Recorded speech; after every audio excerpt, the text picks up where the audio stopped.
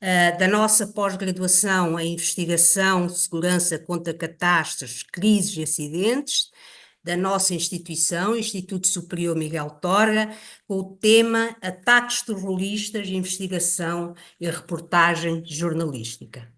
Recebemos hoje como orador convidado o jornalista Paulo Dentinho, uma das figuras mais marcantes do jornalismo português contemporâneo.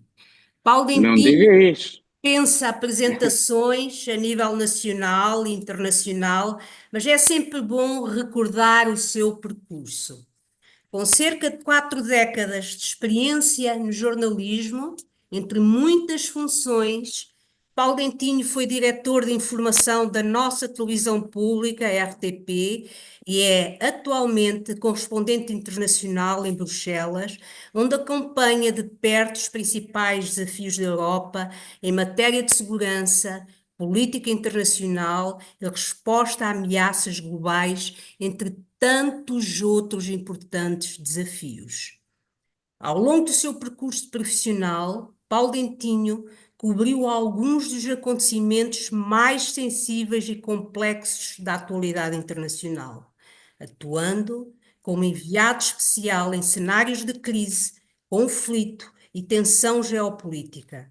Entre esses momentos, eu quero destacar a sua presença em Paris na sequência dos atentados de 13 de novembro de 2015, faz agora 10 anos, que incluíram o ataque ao Bataclan e também a cobertura do atentado à redação do jornal Charlie Hebdo a 7 de janeiro do mesmo ano.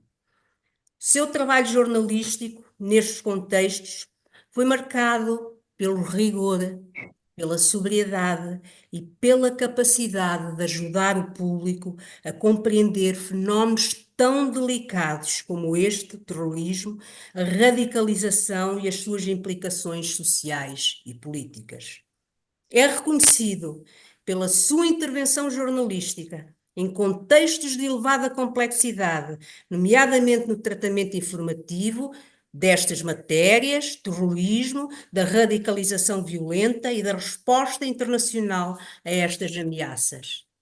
Ao longo da sua carreira, num outro plano, mas à luz deste, Paulo Dentinho entrevistou várias figuras de relevo internacional como Itzhak Rabin, Muammar Gaddafi, Emmanuel Macron, Lula da Silva, Bashar al-Assad e tantos outros. E é senão um testemunho direto das grandes dinâmicas políticas moldaram e moldam o nosso tempo. Paulo Dentinho é também autor do brilhante livro Sair da Estrada, que reúne histórias de reportagem recolhidas em zonas afetadas por conflitos armados, instabilidade ou catástrofes, oferecendo-nos a todos um olhar atento e profundamente humano sobre o mundo contemporâneo.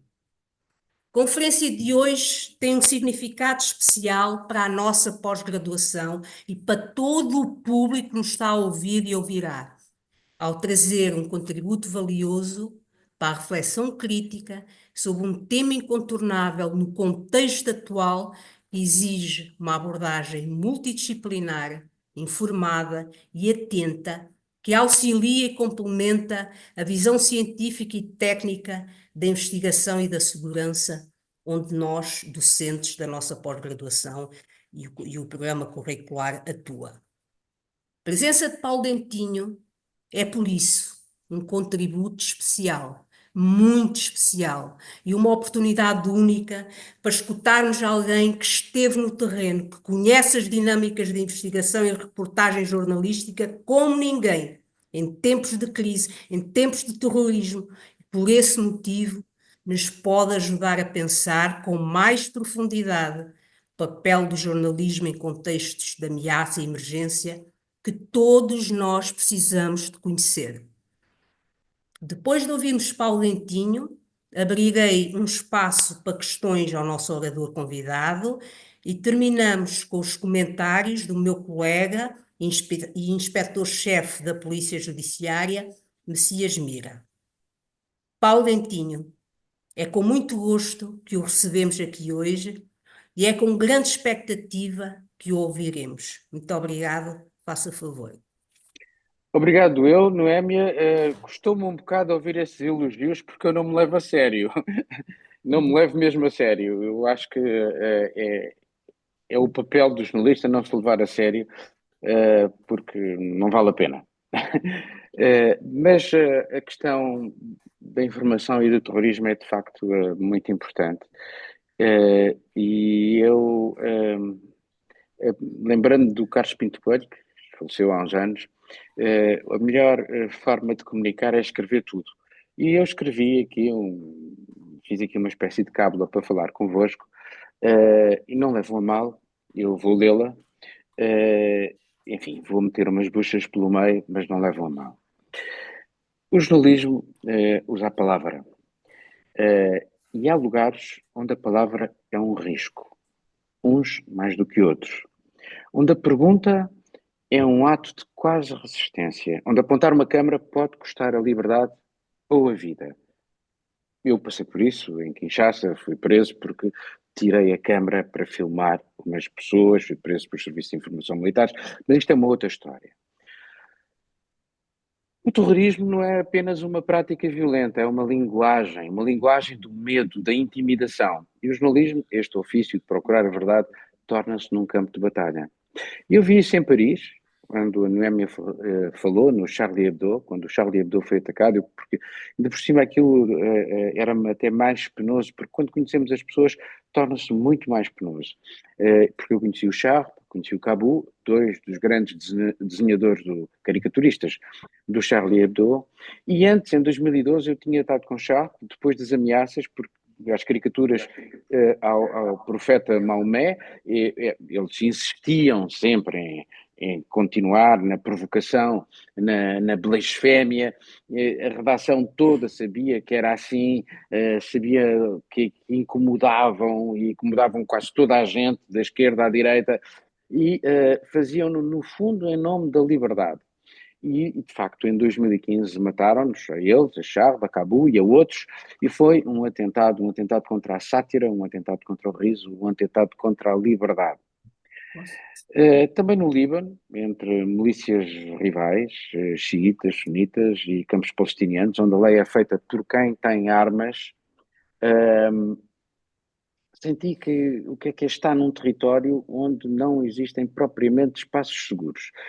E em Nar El Bared, que era uma pequena povoação no norte do país, e foi por causa disso que eu fui lá, os extremistas e terroristas da Fatah al-Islam impunham a Sharia.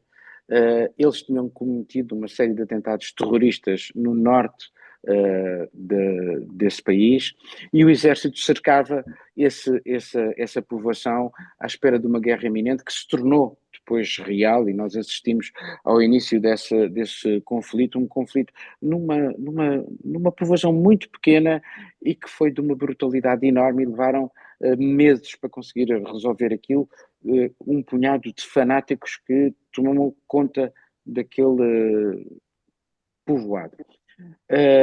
E aprendi, nos gestos e no silêncio de muitos, o que é o medo. O medo. No Paquistão, a seguir ao 11 de setembro, esse atentado brutal que foi o 11 de setembro, que todos nós nos lembramos, cruzei-me com a fúria dos que viam os jornalistas como infiéis, intrusos, inimigos. Eu estava em Peshawar, que é uma cidade próxima do Afeganistão, aí com muitos talibãs, é uma zona de forte presença talibã, entre mesquitas, bazares, e nos arredores da cidade, isso é uma coisa bizarra, vendiam nas montras armas, heroína, mas sem qualquer problema. Era uma zona onde a lei era a lei tribal, e portanto era possível ver isto. E nestes ambientes dominados pela lógica do terror, eu percebi que instilar o medo é também um método. Porque muitas vezes aconteceu quando nós íamos filmar, éramos corridos à paulada, literalmente à paulada, pelos talibãs. E todas as pessoas com quem nós falávamos, em todos estes locais que vos referi, ou quase todos, o Paris não, é um bocadinho diferente, mesmo aqueles que denunciavam,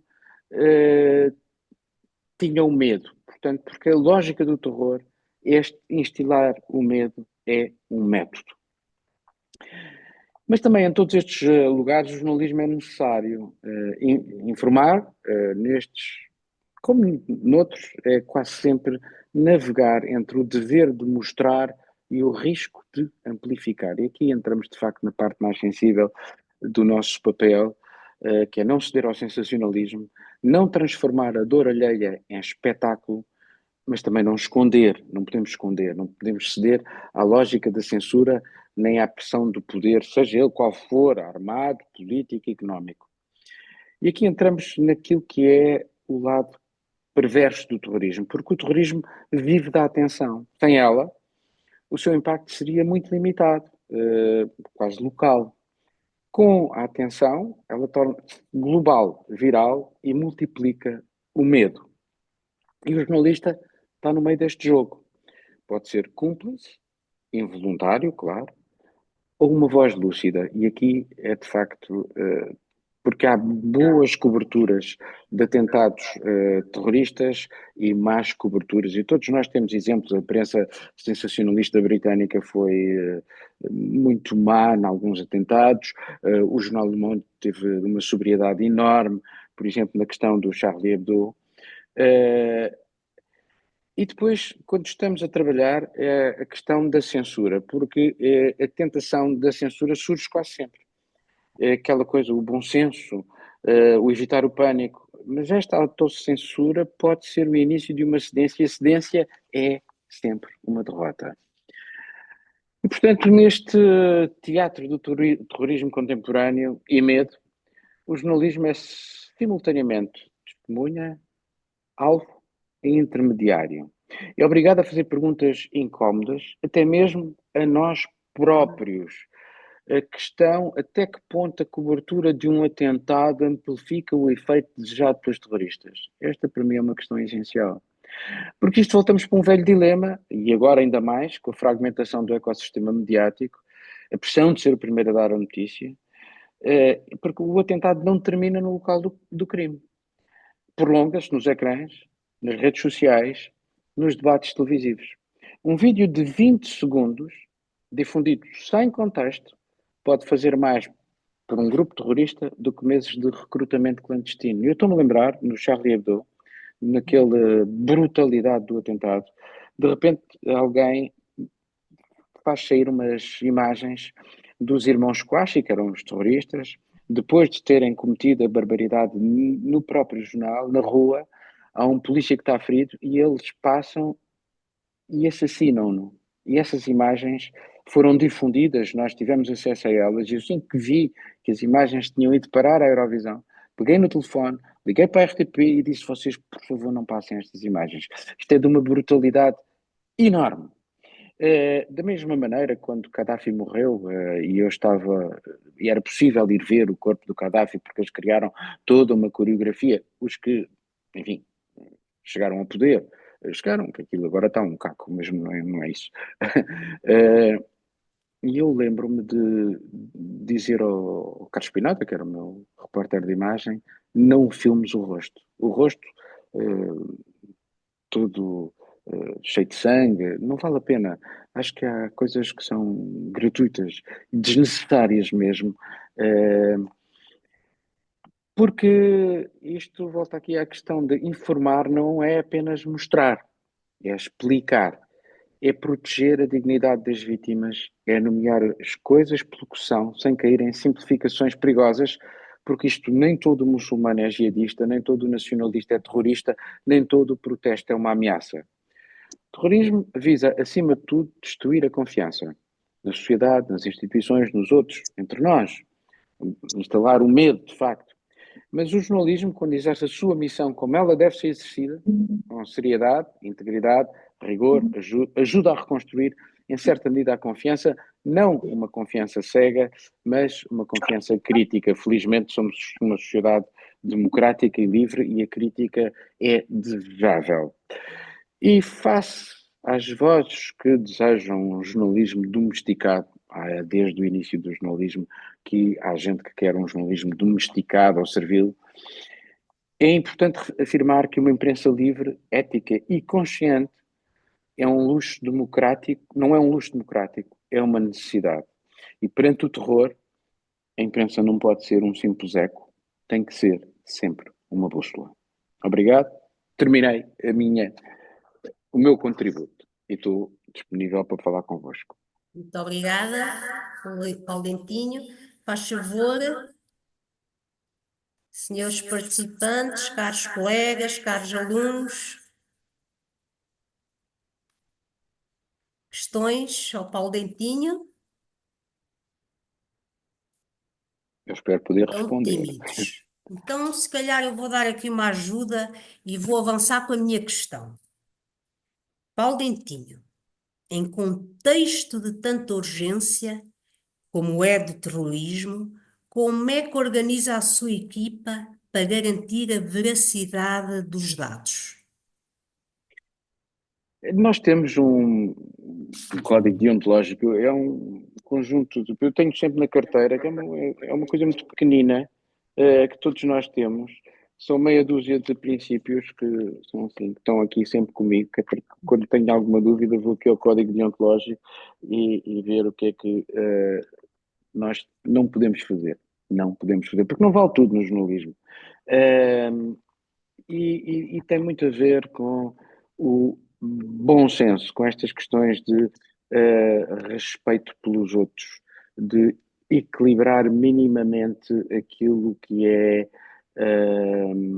a exposição, não criar pânico desnecessário.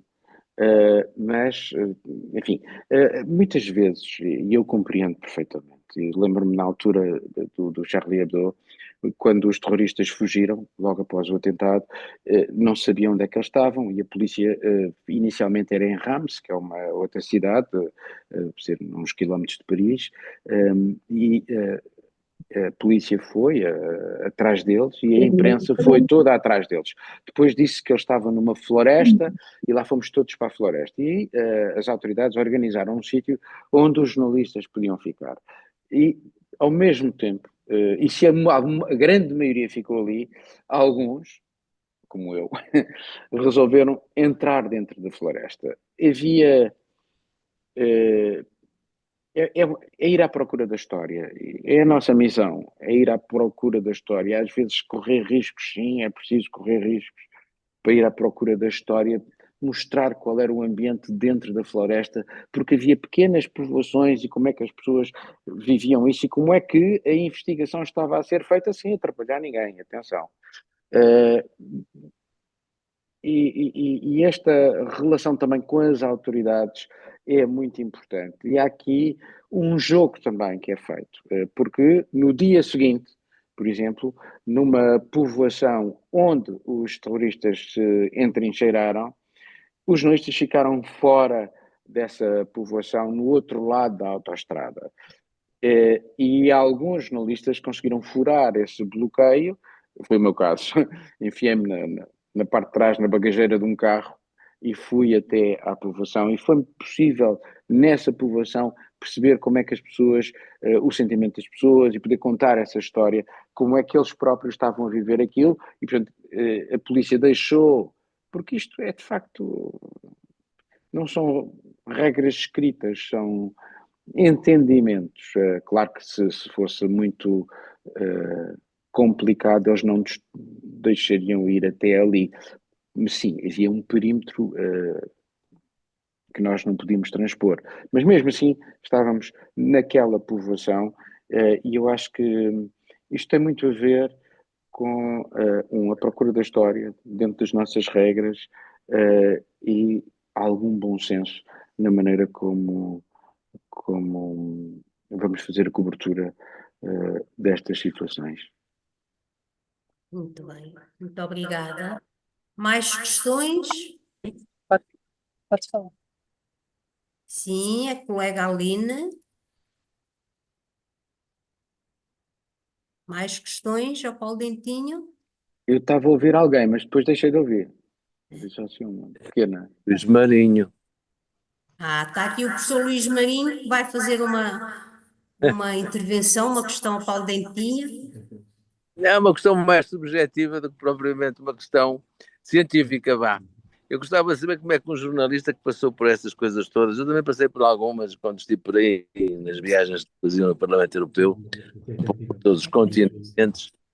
Eu gostava de perguntar, do ponto de vista pessoal, do ponto de vista subjetivo, o que é que alguém que já passou por situações tão críticas sente quando, por exemplo, passa na Rua de Valois e tem que tomar o metro naquela estação que foi turistas. Isso não sente borboletas na barriga quando sai ou entra e tem que utilizar naturalmente o aeroporto de Zaventem. Diga-me lá o que é que sente.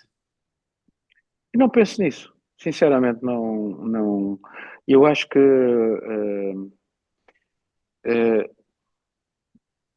não é uma coisa que esteja no meu. Se eu pensar nisso, eu vou-lhe dizer uma coisa que foi terrível. Isso sim, terrível. Eu lembro-me de ver no Iraque uma. Foi das poucas vezes em que eu não dormi. Não dormi.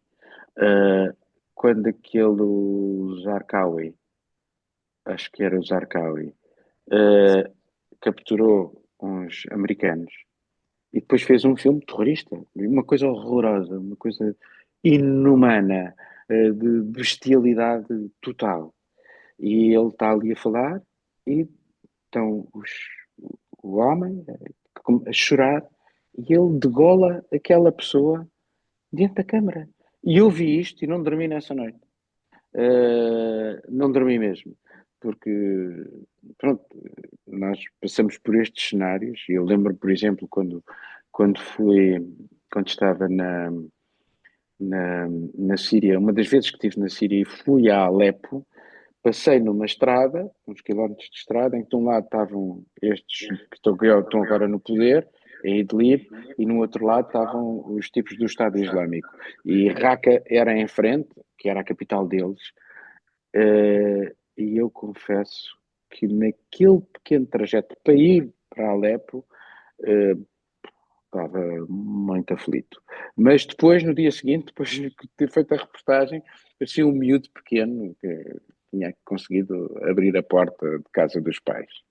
Eh, Isto, eu acho que nós somos todos diferentes e temos formas diferentes de olhar para as realidades. Um, e criamos uma espécie de cordão emocional, senão não damos o passo em frente. E já agora sobre essa história, essa ida a Alepo, país completamente em guerra, eu lembro-me que naquela manhã, antes de entrar no carro que nos levava a Alepo, eu tive uma sensação de medo que nunca tinha tido na vida. Foi a primeira vez que eu tive um medo real, profundo. O medo impede-nos de agir. Ter receio, ok, eu tive muitas vezes, mas medo profundo, nós não conseguimos mexer-nos. Eu, pelo menos, não conseguia mexer. E, de repente, o repórter de imagem que estava comigo, o guia, o muezzin, chamar para a oração, e acordei daquele torpor de medo, medo real, e meti-me no carro e lá fomos. Muito obrigado, muito obrigado. Muito obrigada, professor Luís Marinho. Mais questões, Paulo Eu Dentinho. posso me Mais atrever a uma. fazer outro. Sim, Muito bem. O Shelley, muito bem. Sim, eu posso me atrever, se me for permitido. Então, Com certeza que é. dois temas.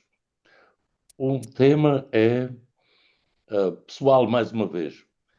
Num contexto em que se calhar tem dificuldade em encontrar água, alimentação, em que provavelmente o clima não ajuda e, portanto, já há algum déficit físico presente, acrescido do choque daquilo que vai presenciando, porque a pessoa, o jornalista, qualquer pessoa tem os seus valores, tem os seus padrões, e eles podem ser mais ou menos chocados, impactados com aquilo que estão a ver.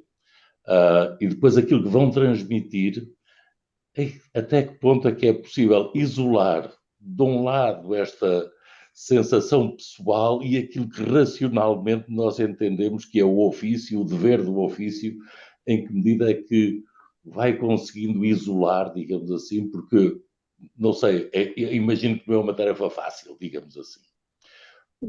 Isto é um Não, tema. O sim. outro tema é ver a reportagem do lado das instituições, das autoridades ou das organizações, isto é, do lado das organizações também há uma necessidade clara de impor ou de fazer transportar uma informação, uma mensagem que se espera seja divulgada. E há também o receio de que essa mensagem que a organização ou a autoridade queira fazer passar, que de alguma maneira não vai chegar exatamente como se quer. Portanto, pode ser distorcida, porque quem a ouve também tem a sua interpretação. E por isso, às vezes, até as investigações podem ser eventualmente prejudicadas porque um jornalista descobriu alguma coisa mais que eu até já eu não sei, PSP, Guarda, eu empresa, até já sabia, mas não queria divulgar, porque há qualquer coisa mais preparado para levar por diante a minha investigação, que é também o meu dever de autoridade, ou para proteger a reputação de uma organização que dá emprego a não sei quantas pessoas. Uh, Portanto, há aqui este diálogo. Como é que encara e se alguma vez sentiu do outro lado pressões, dificuldades? Não quer dizer que tenha cedido, mas sente que o outro lado da história, o outro participante, seja ofendido, seja investigador, como é que se estabelece o diálogo entre o jornalista que procura uma verdade, que procura factos, com certeza, e que também está pessoalmente envolvido, não deixa de o estar, muito especialmente nos contextos de guerra, de ações climáticas trágicas. Como é que isto se passa? A pessoa e o outro lado, digamos assim. Olha, eu vou-lhe contar sobre a pessoa. Eu aprendi uma lição enorme uma vez em Israel. Eu fui 18 vezes a Israel, nunca fui de férias, fui sempre quando havia uma chatice qualquer. Isto dá para ter a noção que está sempre a haver chatices. E eu lembro-me uma vez em Ramallah, que é, enfim, uma espécie de capital da autoridade palestiniana. Havia uma série de miúdos, aquilo era um jogo, que iam mandar pedras ao exército israelita. Começava sempre assim. E eu vejo um miúdo, não sei, pai, com 10 anos, a apanhar pedras para mandar ao exército. E eu resolvi, estupidamente, atenção que o estupidamente é mesmo muito bem emprego, interferir na realidade. E chegar ao pé do miúdo, baixei-me a dimensão humanista da pessoa, ver um miúdo, 10 anos, que vai levar uma bala, eventualmente. E aquele lado de proteção, de instinto. E eu baixo-me e começo a falar com ele. Pronto, ele era um diálogo quase impossível, porque o meu árabe é muito escasso, sei dizer uns palavrões e pouco mais. Insultar-me, dá jeito às vezes. E começo a tirar as pedras da mão do miúdo. E de repente, eu estou rodeado por uma série de pessoas e só não fui linchado porque o Isham, meu guia, amigo, tradutor, fantástico, chegou ali e evitou que eu fosse linchado por aquela malta. Porque, pronto, o miúdo dizia, eu dizia, mas tu podes morrer e tal, e não sei o quê. E ele dizia, sim, mas eu vou para o paraíso. É uma coisa complicada e que não nos entra na nossa. Portanto, o interferir na realidade foi algo que eu aprendi. Não interferir na realidade. Nós estamos sempre fora. É horrível, mas nós podemos colocar a nossa própria vida em risco se quisermos interferir na realidade. Portanto, não, eu perdi as ilusões nesse dia. Depois sobre a forma como nós, situações, eu lembro-me quando caiu Tripoli, quando Gaddafi, a cidade na Líbia, caiu, eu consegui arranjar um sítio, eu tenho sempre uma forma, primeiro vou arranjar um sítio para dormir, tenho que ter um sítio para dormir, e depois logo começo a trabalhar. E arranjei um sítio para dormir, que era um hotel, que até nem era um mau hotel, e eu conhecia a cidade, já lá tinha estado. Era difícil, mas consegui arranjar o sítio para dormir. Só que depois percebi que não havia água, não havia comida, não havia nada.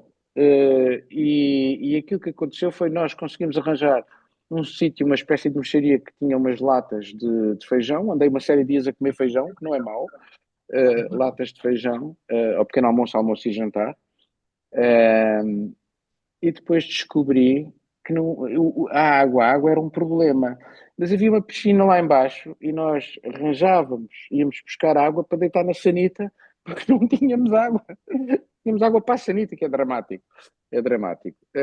Não, mas eu nunca fiquei propriamente afetado, porque percebo os condicionalismos e nós vamos porque queremos ir.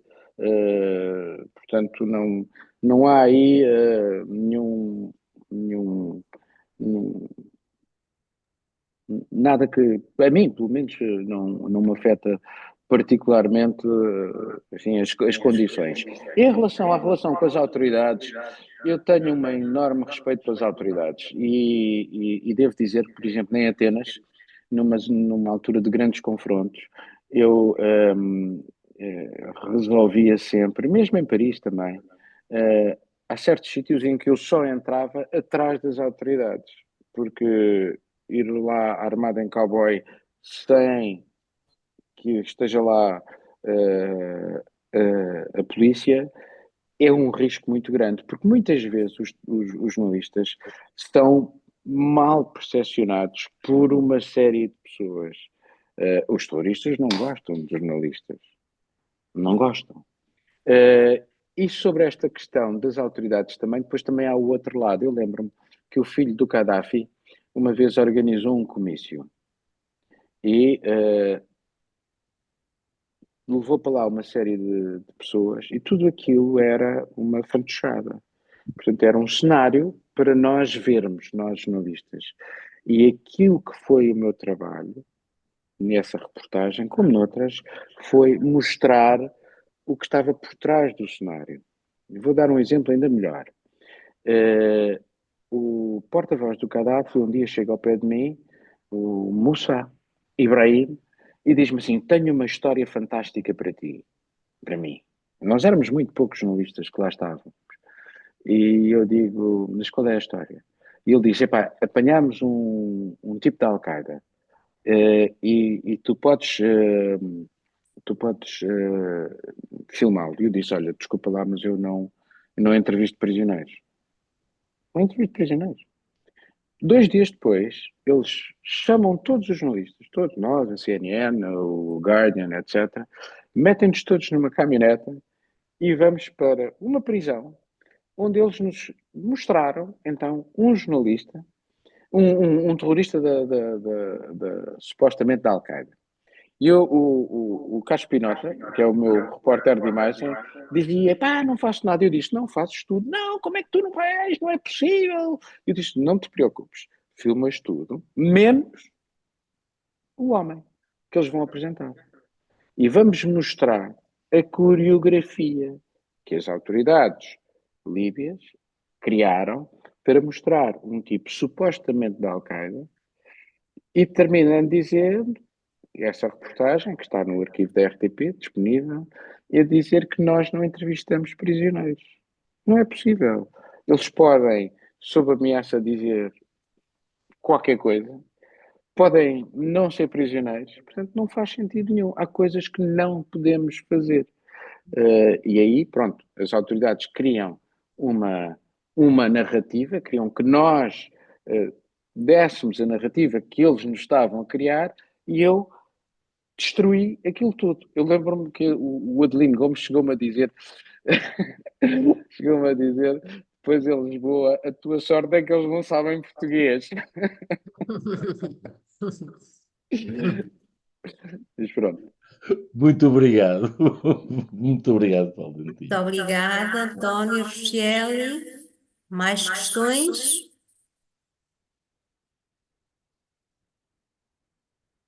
Sofia? Estou a ver a Sofia, estou a vê-la a pensar numa boa questão.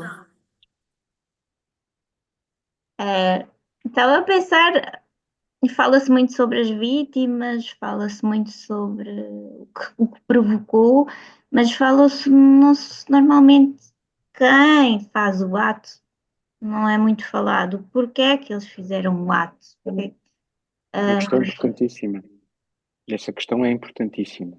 É Pronto, muito importante. e eu acho que isso fala-se pouco, e acho que devíamos falar um pouco mais sobre isso, porque só compreender a verdadeira razão porque é que eles o fizeram, não é?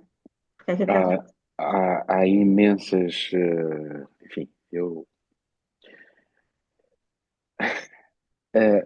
o que é que leva uma pessoa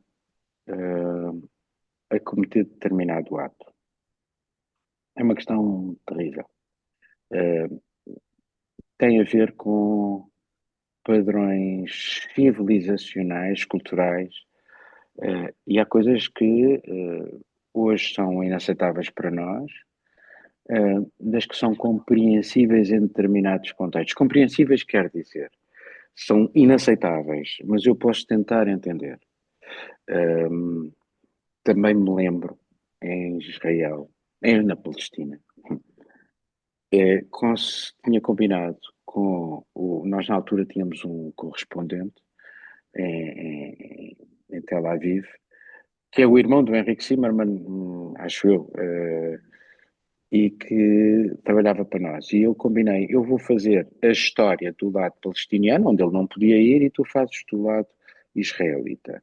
Portanto, ele faz a história do lado da vítima do atentado terrorista, do funeral, da dor, e eu faço a história na casa da jovem mulher do tipo que pegou, que era casado, tinha 2 filhos, a mulher estava grávida, acho eu, se a memória não me falha, e ele um dia pega numa uma Kalashnikov, uma metralhadora, enfrenta o Ministério da Defesa israelita e começa aos tiros. Claro que foi abatido, foi morto.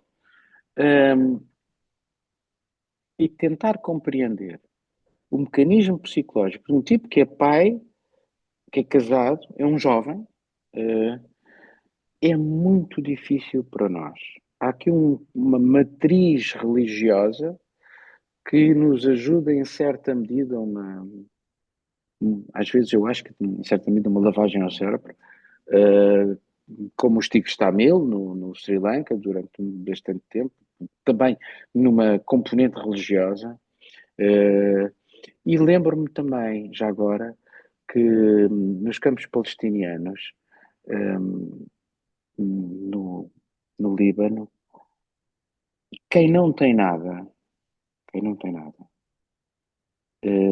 quem é ostracizado pelo resto da sociedade libanesa, porque os palestinianos são sempre vistos como alguém que está à margem, à parte, é uma presa fácil para quem promete um amanhã radioso no além. Eu não tenho nada a perder. Esta pode ser uma explicação simplista, é forçosamente simplista, mas compreender às vezes o outro lado, nós tentamos explicar um bocado o outro lado.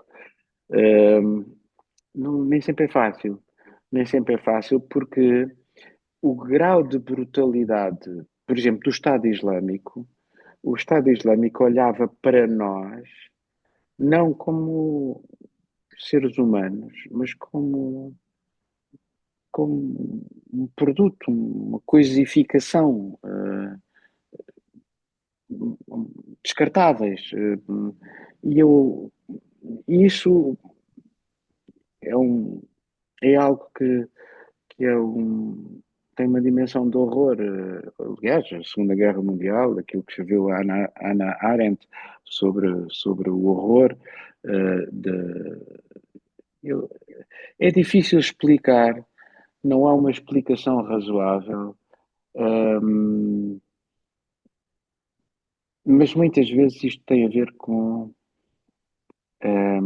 componentes religiosas, um fanatismo religioso, porque, enfim, uma pessoa que estuda filosofia, que faça uma reflexão, tenha um pensamento mais racional, dificilmente, que tenha uma, uma herança humanista, dificilmente faz uma coisa destas. Esteja bem, não é? Seja aquilo que nós chamamos que é um louco.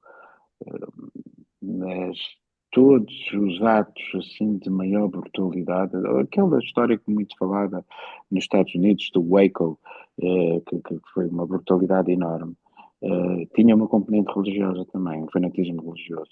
Muitos têm esse fanatismo religioso, outros não têm. Por exemplo, no terrorismo, muito terrorismo europeu está ligado a alguma galáxia da extrema-direita, de uma extrema-direita. Bom, hoje vamos chamar. Sim, pronto, há a direita radical e há uma extrema-direita que, de tão fanática, também vê na. E a extrema-esquerda também, é igual. Também vê na destruição como uma forma de refazer qualquer coisa, portanto, destruir para fazer uma coisa nova. Esse terrorismo político, chamemos assim, mas que do ponto de vista de fanatismo não anda longe do fanatismo religioso. E perceber esta dimensão humana. Deixa-me contar-lhe uma história engraçada. O meu avô, que foi juiz desembargador, queria que eu fosse para direito. E eu disse que não podia ir para direito. Não podia ir para direito. Não conseguia ir para direito. Não consegui ir para direito e fui para filosofia. Na minha altura não havia curso de jornalismo. Então fui para filosofia e disse-lhe assim: eu seria incapaz de estar a julgar alguém porque era-me difícil imaginar-me, a mim, a julgar um outro sem ter tido a vida do outro. Os pais, a educação, o contexto social. É complicado, mas a sociedade tem regras e, portanto, nós temos todos que alinhar pelas regras da sociedade. Nós precisamos da sociedade e precisamos da política também para podermos conviver e deixar que os nossos egoísmos sejam compatíveis uns com os outros. Muito bem, muito obrigada. Obrigada. Mais questões? Evaristo? Gostaria de fazer, sim, se me desse a oportunidade. E uma questão mais de carácter um bocado mais sensível, a tipo pessoal e familiar. Ah, se alguma vez sentiu a necessidade, para além do imenso profissionalismo, ao passar a realidade que está no background, sabendo que ela é crua e cruel, o pensar que quem está lá em casa, a família, a ver onde está integrado a preocupação da ansiedade que irá criar lá em casa, se isso de alguma maneira afetou a parte de mascarar um bocadinho a realidade para não passar a totalidade da- do cenário cruel onde está. Não, não. Mas por acaso usei uma vez as minhas filhas, mais velhas, naquela reportagem que eu falei há bocado, da mulher que era, enfim, casada com o terrorista, o homem que se matou. Havia de repente uma desconfiança enorme, porque ela estava rodeada de familiares. Atenção, uma mulher muçulmana não vai falar comigo sem ter uma data de familiares à volta. E porque eles pensavam que nós, podíamos ser, acontece, israelitas dos serviços secretos, do Shin Bet, uma coisa qualquer. E só quando eu puxei da carteira para mostrar a fotografia das minhas filhas, que tinham a idade daquelas crianças na altura, é que o ambiente se tornou distendido e foi possível fazer a reportagem. Antes não era possível fazer reportagem. Havia uma tensão muito grande. Eu devo confessar que eu percebo a sua questão, mas em momento nenhum da minha vida pensei nisso, porque pensei sempre, eu sou um jornalista, nunca vou deixar de ser jornalista, e eu acho que eles sabem que eu sou jornalista, preocupam-se comigo, sim, mas isto é, há uma dimensão de adrenalina que muitas vezes se sobrepõe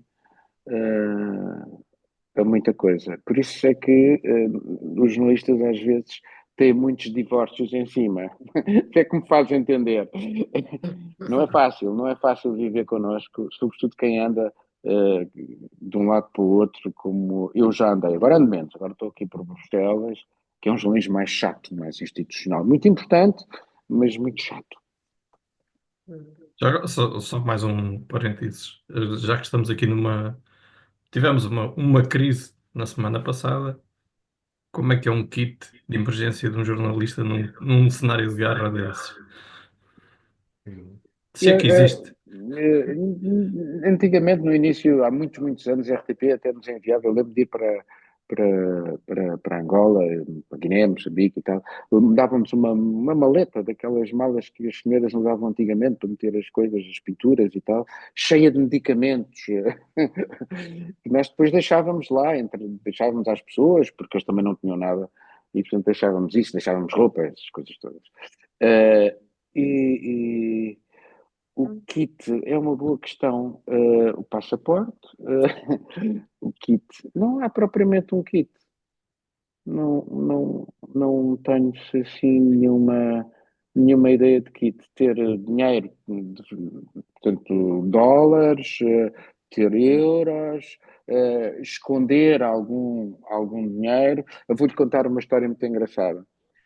Quando fui apanhar, o Barata Feia é que me contou, que é um grande jornalista, esse sim, um grande jornalista, disse-me assim: epá, tenta arranjar notas de, de dólar de $1. $1. E aí, quando eu fui apanhar, fui apanhar duas vezes. Uma iam-me matando, mas nesta primeira não, mas foi chato. Mas disseram que me iam matar. E então eu tinha uma série de notas de $1. $1.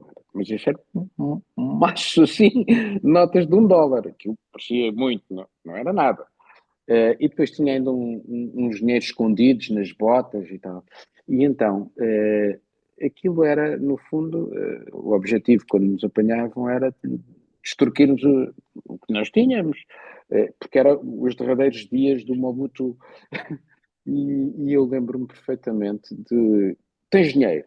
E eu: aquele macho de notas de $1. São pequenas, enfim, truques para tentar safar-nos, mas depois, passados uns dias, 2 dias até, quando fomos apanhados pela Divisão de Segurança Presidencial, aí não foi. Levaram-nos a câmara e tudo. Tripé, câmara, tudo. Tudo. Ficámos sem nada. Ficámos vivos, que já não foi mal. Não foi mal. Mas levaram-nos de facto tudo. E eu acho que só nos safámos, sinceramente, porque... e outra coisa muito engraçada. Foi tão brutal que eu não conseguia articular um som. Minha boca seca, nunca quis dizer nada, não conseguia falar. E há um momento em que um deles me pergunta qual é a minha nacionalidade. E eu acho que foi isto que me chafou. Porque eu arranjei uma forma de dizer portugueses. E eu acho que foi por causa disto que ficámos. Agora, estou agora a falar consigo. Mas voltando à questão, não penso muito nisso. Porque quando nós pensamos na questão, a família e tal, e não sei o quê, não nos mexemos, não vamos a lado nenhum. Obrigado. Muito bem, Paulo Dentinho. Vou agora dar a palavra ao Eduardo Schmidt, um colega do Paulo Dentinho do Brasil. Faz favor, Eduardo. É? Ele não está a ouvir. Vamos dar a palavra a outra pessoa. Hugo, vamos fazer uma pergunta a Paulo Dentinho.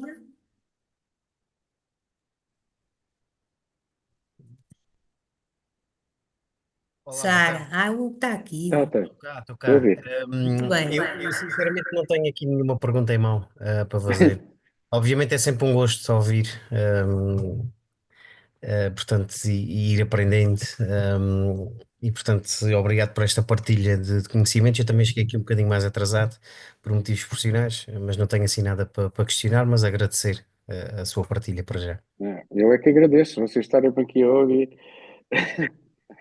Oh, Noemi, eu posso fazer uma no lugar do Hugo? Faz Pode. favor.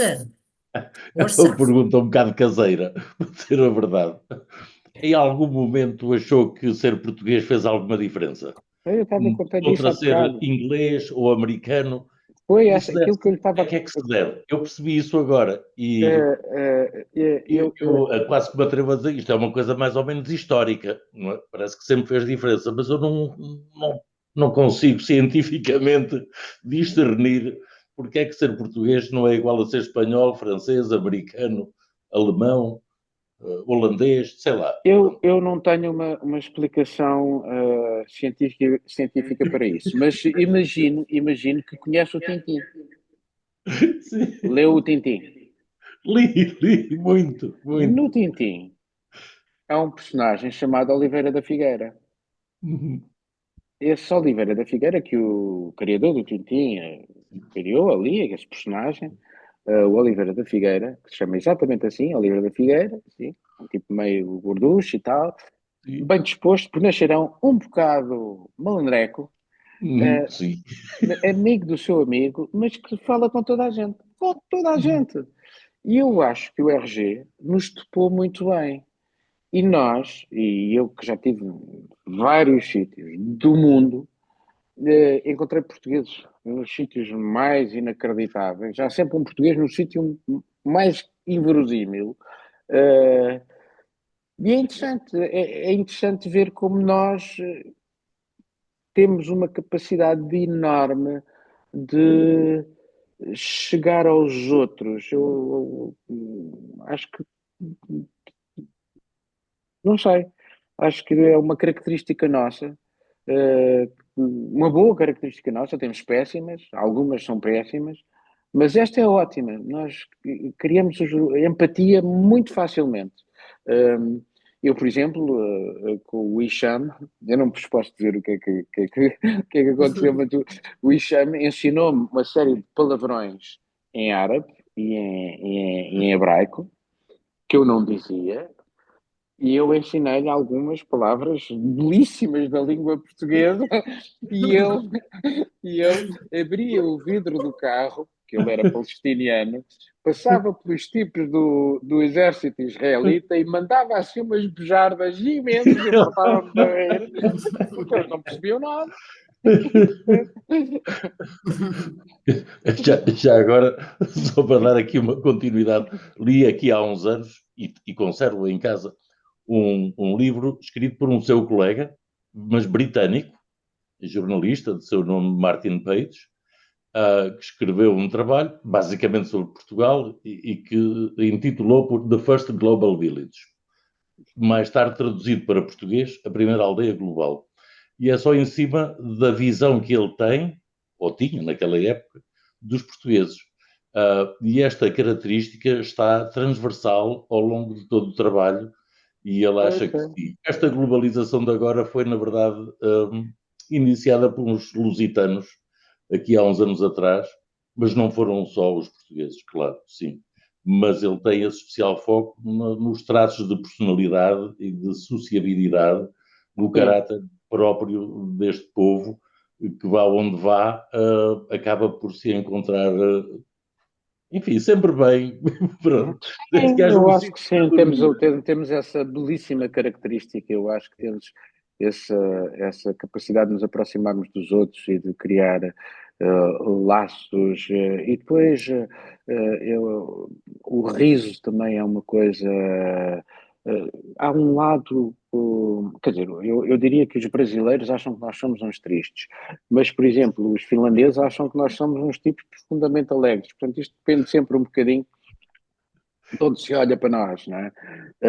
Mas eu acho que somos um povo do Mediterrâneo, no sentido como os libaneses, os gregos, há um lado até quase temperamental, mas criamos realmente laços com grande facilidade e isso acho que é muito bom. Eu, pelo menos, consegui criar laços com gente de muitos sítios.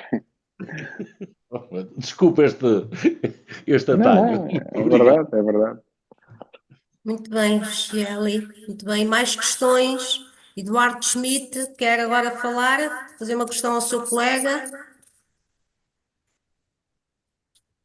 Eu posso fazer. Faz favor, Nuno. Ok. Avance. Muito obrigado pela oportunidade. Boa tarde a todos. Paulo, especialmente a si. Tenho duas questões. A primeira questão é, relativamente a todos os episódios e a todos os locais que já visitou no desempenho da sua atividade profissional, quais serão, por assim dizer, os aspectos mais coincidentes e mais distintos entre os episódios de terrorismo? E atualmente, qual é que acha que é o cenário mais complicado para um jornalista se deslocar? Relativamente a um episódio qualquer que venha a acontecer. Olha, para um jornalista se deslocar, Eu apostaria na Ásia, mas não é fácil ir à eu, China neste momento.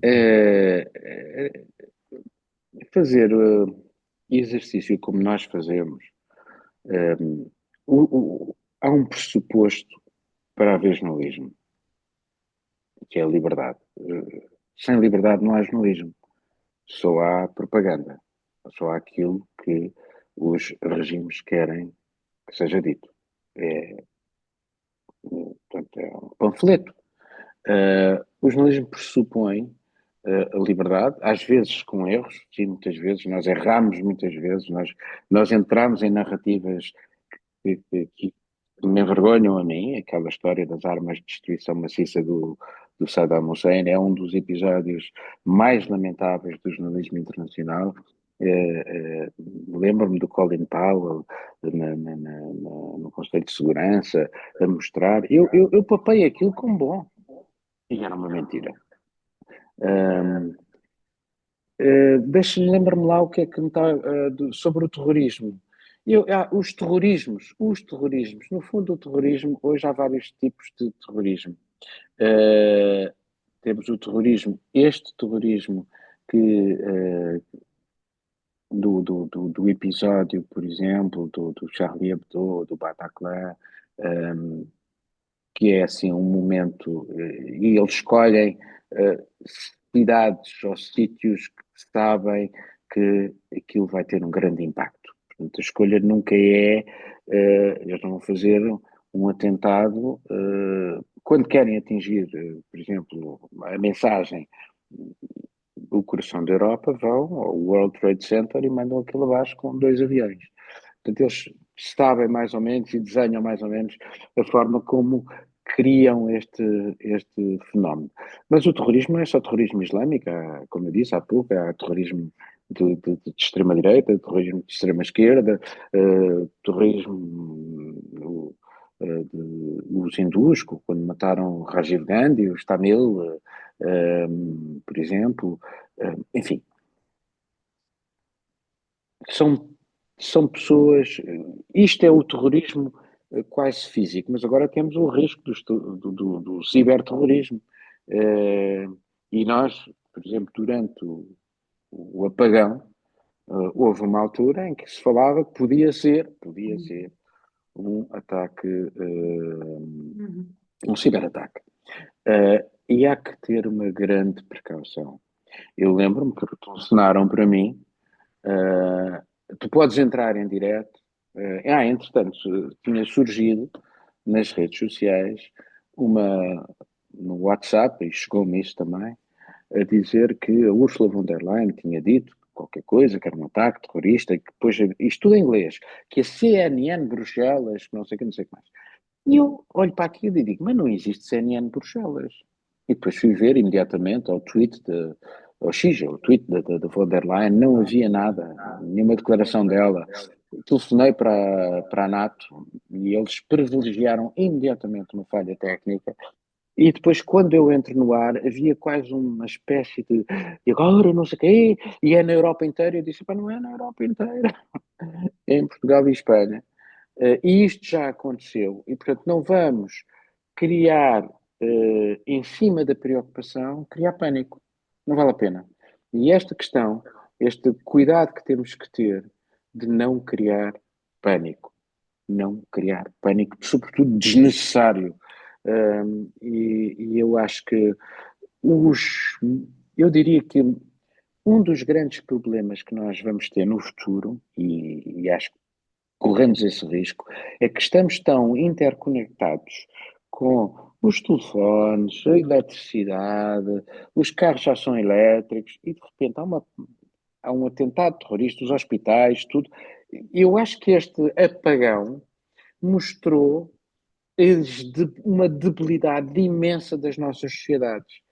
E, portanto, eu espero que se perceba os motivos do apagão, que se encontrem os mecanismos necessários para que isto não seja, não aconteça outra vez, porque voltamos décadas para trás, voltamos quase à Idade da Pedra, se não tivermos o mínimo do que é pôr uma sociedade a funcionar. A energia. E isto é um debate terrível, porque as nossas sociedades estão muito interdependentes e, de repente, um colapso geral, sistema bancário, hospitais, tudo, aviões, comboios, tudo. E para tudo. Isto faz lembrar aquele livro do Saramago, o Ensaio sobre a Cegueira. Voltamos todos já quase à idade da pedra. Não é da pedra, mas é quase. E esse é talvez, para mim, um dos maiores riscos que nós podemos enfrentar. E depois, isto também entra dentro de uma lógica a propósito de sítios, por exemplo, na Rússia é um sítio pouco recomendável, embora eu gostasse de lá ir, sinceramente. A China é um sítio ainda menos recomendável para o exercício do jornalismo. Eu diria que há uma série de outros sítios que mais à esquerda, mais à direita, onde o exercício do jornalismo, que tem que ser sempre em liberdade, com os erros que tem. Eu prefiro o jornalismo em liberdade com os erros que tem, do que não haver jornalismo. Porque não haver jornalismo só temos uma verdade, é aquela que nos querem impingir. E o jornalismo, por vezes, várias vezes, dá-nos outros pontos de vista e outras perspectivas, e é importante ter outros pontos de vista e outras perspectivas como instrumentos para nós, cada um somos nós que depois vamos pensar com esses dados que nos dão e interpretar melhor o nosso tempo, o nosso país e o mundo em que vivemos. Sem dúvida, Paulinho Pinho. Mas vamos para mais uma ou duas questões para terminarmos. Hugo, estou aqui a ver alguns nomes, não consigo ver todos. Hugo, Catarina, Ana, Ângela. Hugo. Aline, nossa colega da pós-graduação. Aline, bem-vinda. Obrigada. eu tenho, infelizmente, a minha cota de presenciar desastres e catástrofes. Eu sou brasileira, eu morei alguns anos nos Estados Unidos e eu estava com a minha passagem marcada para viajar para Nova York. E de lá eu ia para uma outra cidade, no dia seguinte ao atentado ao 11 de setembro. Uau! E eu peguei o primeiro voo que saiu do Brasil para o aeroporto de Newark, em Nova York, após abrirem os aeroportos. E, assim, eu era bem novinha na época, né? Não tão novinha, mas eu era novinha. E, assim, a minha mãe, na época, ficou desesperada, Hum. porque aquela coisa, né? Tipo, tava todo mundo ainda sem saber até onde, até quando, porque a gente tava tudo ainda nebuloso, né? Então, assim, o aeroporto estava lotado das Forças Armadas e aquela confusão. Isso quando eu fui para os Estados Unidos. Na volta dos Estados Unidos, eu fiz uma escala em Miami, quando passou o Katrina, o furacão Katrina. E eu estava aqui em Portugal quando ocorreram os incêndios de 2017. Uau! Então, assim, não viajem comigo. E eu sou de Belo Horizonte. Eu estava dando aula na Academia de Bombeiros Militar de Belo Horizonte quando ocorreu a- o desastre da barragem de Brumadinho. Então, eu tinha contato direto com os bombeiros que estavam trabalhando lá na barragem de Brumadinho. E foi uma experiência, infelizmente, até hoje, é uma experiência única no mundo, a questão da barragem de Brumadinho, porque a lama Eu sei. da barragem de Brumadinho não era tipo um solo que as pessoas estavam acostumadas a trabalhar, a fazer o resgate.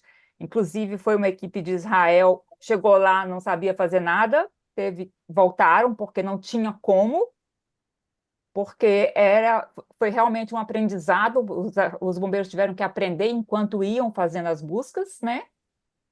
E eu tive muito contato assim com os bombeiros nesse período.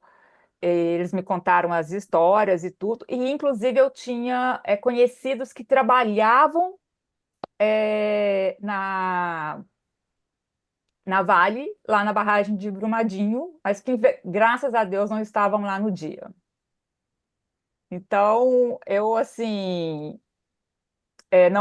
não participei como no meu papel, assim, de investigadora em boa parte dessas catástrofes, a não ser dos incêndios de 2017, que é onde eu trabalho muito, na área de incêndio. Mas eu vivenciei essas catástrofes de perto, tipo um furacão, um atentado terrorista, um desabamento de uma barragem. E a questão é assim, da comunicação, como a comunicação é feita, realmente é uma questão muito importante para o papel que o jornalista tem. É realmente muito importante porque, por exemplo, na barragem de Brumadinho, eu tinha pessoas que eu conhecia que trabalhavam lá.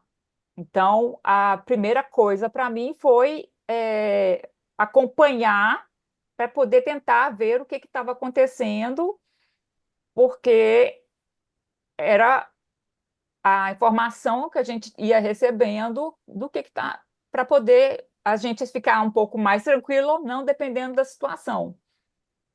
E assim, eu parabenizo o senhor pelo papel que o senhor tem como jornalista, porque realmente presenciar esse tipo de desastre, de catástrofe, de atentado terrorista, e ali saber definir o que deve ou não deve ser transmitido até que ponto a informação ela vai ser uma informação que vai ser esclarecedora, importante, ou a partir de que ponto ela passa a ser uma informação alarmista, uma informação apenas para chamar a atenção. Isso para mim, a grande diferença entre um bom jornalista e um jornalista que está ali para poder causar e não passar informação. Então, É verdade, é verdade. Eu, por acaso, agora, há bocado colocaram-me também uma questão sobre a família, e agora eu estava-me a lembrar de uma. Nós, quando, nós, quando saímos para uma reportagem, eu quando saio, deixo a minha família num sítio que eu acho que é seguro. E aconteceu-me uma história que, de facto, que nós, quando temos os nossos connosco e estamos numa situação de tensão, estamos muito mais fragilizados. E eu tenho uma história, quer dizer, que não tem a ver com terrorismo, mas tem a ver com o exercício do jornalismo. Em 1999, eu não sei se vocês seguiram estas eleições em Moçambique e estas últimas, os protestos e as mortes, aquelas coisas todas que houve na sequência das eleições. Numas eleições anteriores, em 1999, eu estava lá em Moçambique e estava com a minha família. Tinha umas miúdas pequenas, na altura, e aquilo que aconteceu foi exatamente o que aconteceu agora. O partido no poder não tolera perder o poder. E o que aconteceu foi eles definiram uma narrativa e disseram que nós tínhamos todos que aceitar aquela narrativa. E eu pus em causa a narrativa. Nunca disse que as eleições tinham sido uma fraude, mas disse que o processo eleitoral deixava muito a desejar. E quando eu digo que isto 12 dias depois das eleições, e quando eu digo que o processo eleitoral deixou muito a desejar, no dia seguinte começam uma série de notícias que apareceram no jornal do regime, que eram notícias que chegaram ao cúmulo de terem título Paulo Dentinho vai-te embora, que é simpático. E depois tenho faxes a dizer que me vão partir a cara, telefonemas a dizer que vou levar um tiro, até gente na rua a dizer você tem que ter cuidado porque aqui só um partido é que pode ganhar as eleições. Vocês devem imaginar que uma coisa é estar ali sozinho, ok. Agora, estar com mulher e filhas é muito mais dramático. Ponto que do embaixador em Portugal, de Portugal, que lá estava, me ter telefonado a dizer para eu ir para a residência dele, porque a minha vida podia estar em risco. A preocupação nunca foi propriamente a minha preocupação eram elas, a minha família, e aí estamos muito mais fragilizados. Mas eu devo confessar que apesar da pressão brutal que foi, terrível, terrível, vocês não imaginam. Sim, porque receber um telefonema a dizer que vai levar um tiro e depois receber um fax a dizer que vão-me partir a cara é chato. E ter num título Paulo Dentinho vai-te embora é muito chato. E nessa altura eu consegui manter aqui alguma distância e nunca deixei que esta situação pessoal interferisse na forma como eu fui contando a história. Mas pronto, ao fim de 2 meses a minha vida tornou-se insuportável porque estava muito fragilizado e tive que sair, enfim, fui quase uma persona non grata, mas resolvi ir para o aeroporto, comprei uma t-shirt a dizer vota Frelimo e fui para o aeroporto. Pronto. só complementando, a questão é o seguinte, eu gostaria de saber do senhor como fica, como Estou a ouvir em eco, desculpa lá. tem mais Alguém gente tem com que som desligar o ligado, som. tem alguém com o som ligado repetindo. Os sons têm que desligar. Tem que desligar. Pronto, agora pode. Queria saber do senhor como que é a questão da família do senhor, porque quando eu fui para Nova York, não tinha telemóvel. Então, a minha família ficou extremamente preocupada em saber como eu estava, como que estariam as coisas lá quando eu chegasse lá. Quando teve o apagão aqui, a minha família do Brasil ficou completamente sem saber como eu estava aqui, o que tinha acontecido e tal, mesmo hoje tendo a questão do telemóvel sendo mais fácil. Eu queria saber a família do senhor, como é que ela... Funciona bem. Porque eu tive já dos dois lados, de eu estar numa catástrofe e de ter gente numa catástrofe. Então, assim, é angustiante, né? Então, o papel do jornalista aí realmente é fundamental para que a gente possa ter ali a notícia, mas sem ser uma notícia alarmante ou uma notícia que vá levar o público a um pânico maior do que o necessário, né? Pois é. Muito obrigada. Obrigado, eu. Muito obrigada, Aline. Muito obrigada, Paulo Bentinho, pelas suas Obrigado. respostas. Se calhar gostaríamos todos de continuar aqui mais tempo, fazer perguntas ao Paulo Bentinho, que isto é uma conversa fabulosa.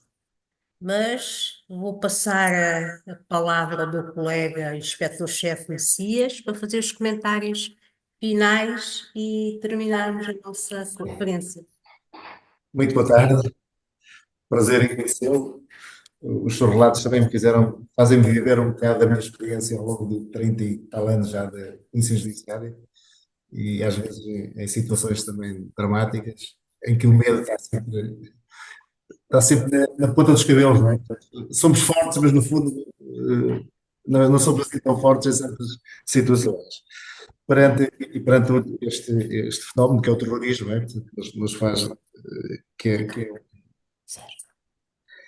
é um número que nos traz, que é atual, não é? Que nós cada vez temos que viver mais com ele. Há três situações que eu gostava de salvar, que ficam aqui bem patentes nos seus relatos. Que a cobertura jornalística nos atos terroristas requerem sempre um bom senso, sobretudo para não causar alarme social e poupar as vítimas desses ataques a um duplo sofrimento, que é o do ataque em si e a da exposição à comunicação social. Portanto, foi o primeiro ponto que eu tracei e que resumi aqui daquilo que nos falou.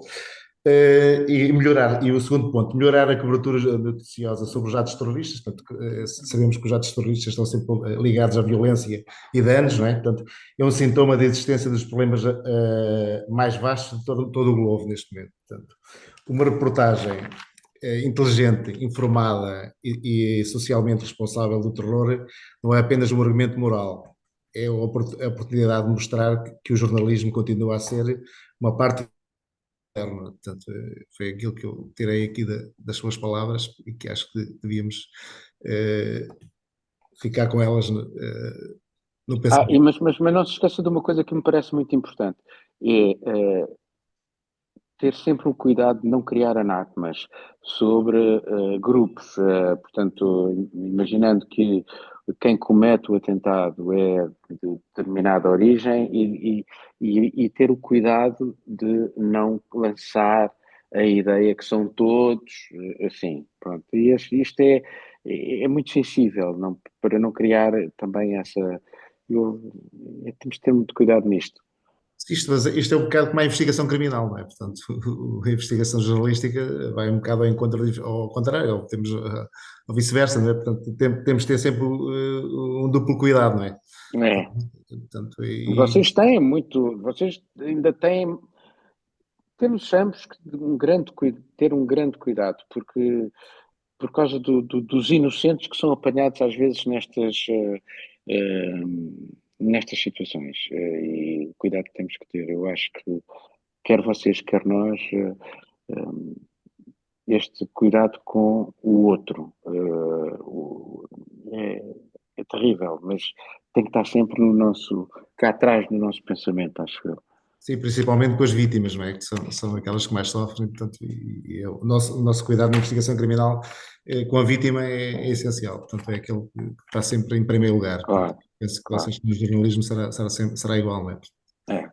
E depois os informadores, não é? Também temos de ter cuidado com os informadores, não é? Também, que é uma, que é uma pessoa que está do nosso lado, e nós também temos de ter o sigilo, não é? De os Claro, proteger em todos os claro, sentidos. Isso já claro. iríamos falar sobre outros pontos que não serão aqui para este debate. Portanto, eu irei lecionar as metodologias da investigação criminal, iremos falar um pouco sobre aqui catástrofes, principalmente do incêndio de Trógon, tanto que eu fui o investigador da causa desse incêndio, estive na origem desse processo, ainda fez esse processo, e depois mais à frente, aqui para os nossos formandos, irão ter a oportunidade de ver um bocadinho sobre esta catástrofe, né, que nós tivemos em junho de 2017. Obrigado, e foi um prazer. Obrigado, prazer. Muito obrigado, caros Obrigada. participantes, queridos alunos, queridos colegas. Cá estaremos daqui sensivelmente a um mês para mais uma nova conferência do nosso ciclo de conferências da nossa pós-graduação. Ao Paulo Dentinho, quero agradecer mais uma vez o importante contributo que deu com a sua experiência, com o seu humanismo, e agradecer-lhe o importante contributo que deu à nossa pós-graduação. Muito obrigada. Obrigado, eu. É sempre bem-vindo. Obrigado. Obrigado. Obrigado. Obrigado. Obrigado. Obrigado. Obrigada.